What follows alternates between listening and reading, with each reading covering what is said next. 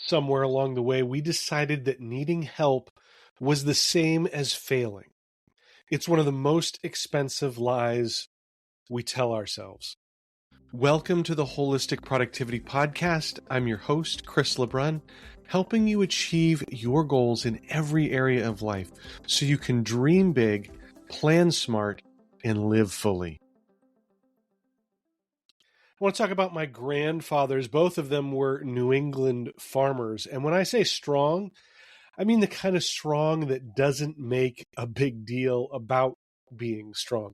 They were self-sufficient, capable, hardworking men who built their lives with their hands and their back and their stubbornness.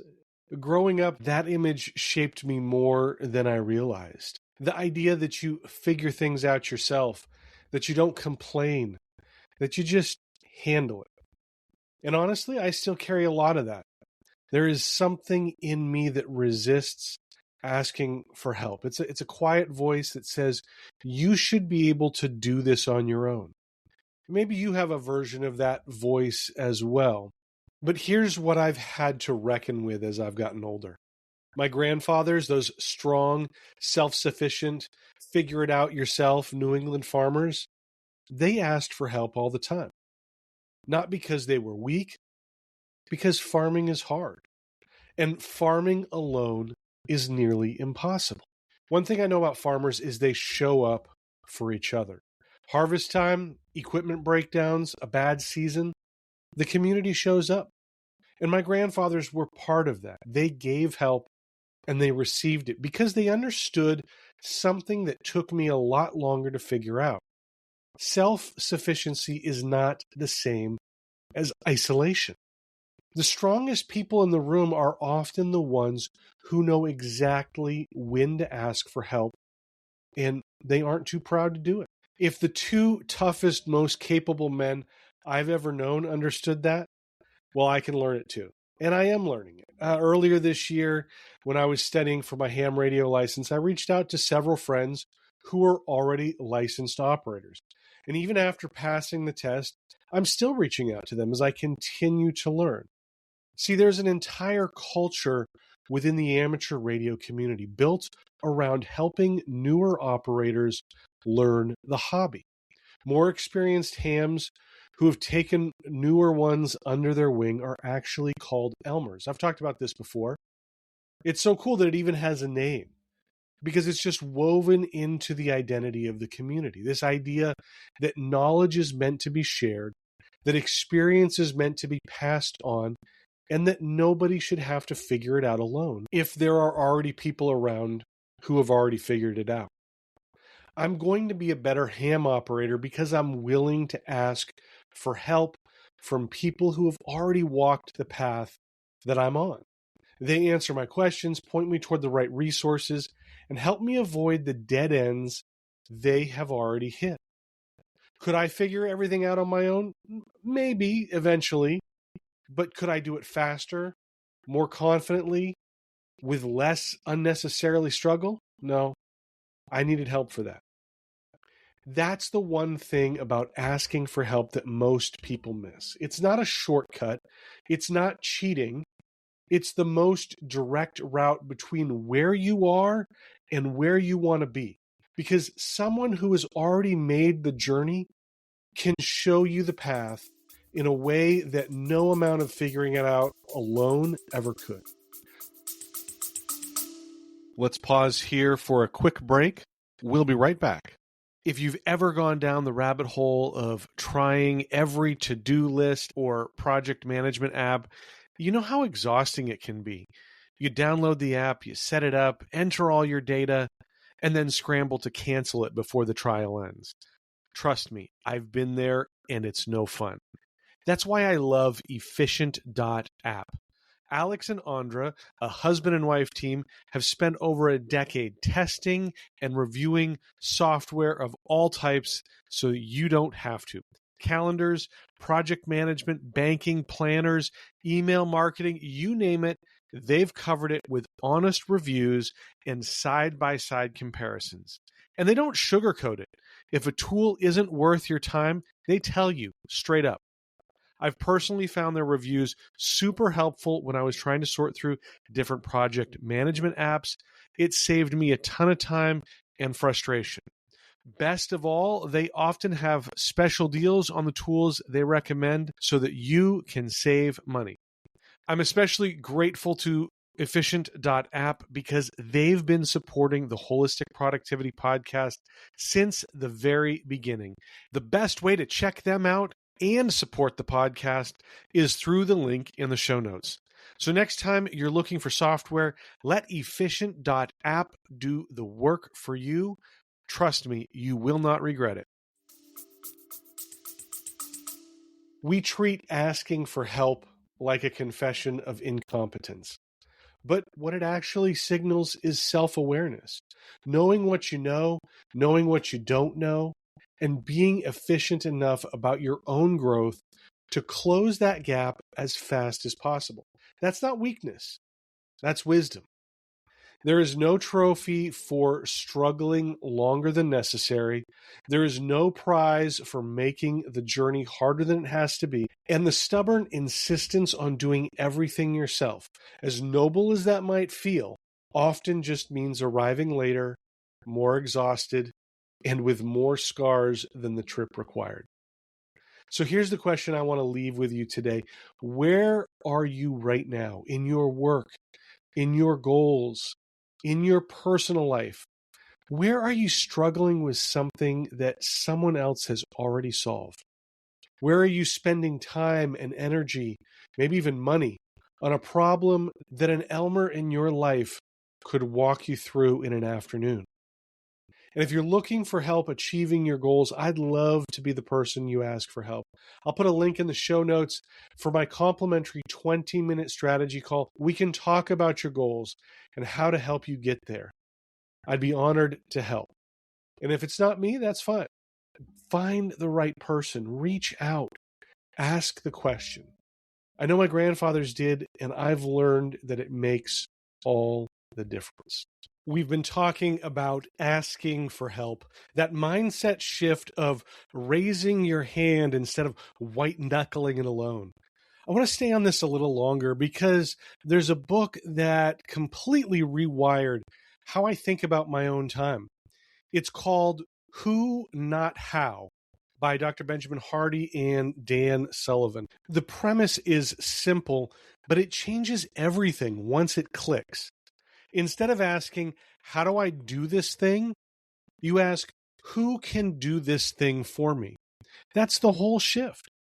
And here's what I love about it. The book points out this isn't just good for you, it's good for the person you bring in as well. You get to focus on what you're actually good at and what lights you up. And so do they. They get to spend their time doing the thing that they're good at and lights them up as well. Everybody wins. Let me give you an example from my own life. I have done my own taxes basically my entire adult life, and I hated every second of it. Okay? Tell me if this sounds familiar. Every single year, I'd do the same thing. I'd put it off until the end of March, and then I would spend a couple of weekends in full-on panic digging through receipts, trying to remember which form does what, and then filing sometime around April 14 or 15, like most of America. Meanwhile, my friend runs her own accounting firm. She does hundreds of returns every year, and I'm pretty sure she might actually like doing taxes, which, if you're like me, is a completely foreign concept. So last year, I finally pulled the trigger. I sent Sarah everything, answered a few of her questions, and it was done. It was painless. It was easy. And suddenly I had my time back to actually focus on what moves my business and my life forward. Because here's the thing.